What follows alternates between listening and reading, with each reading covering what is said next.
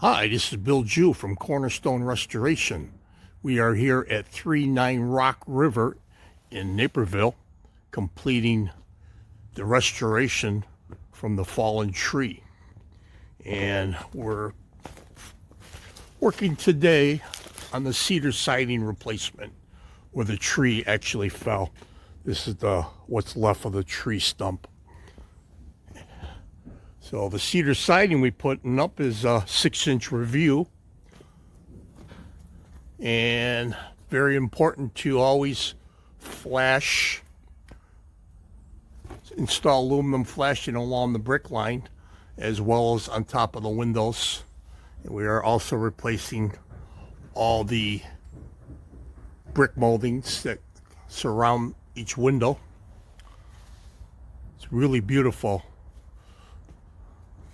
how the cedar comes out, but unfortunately this is going to be painted to match the rest of the house. Everything looks really good. Can't wait to see when it's done.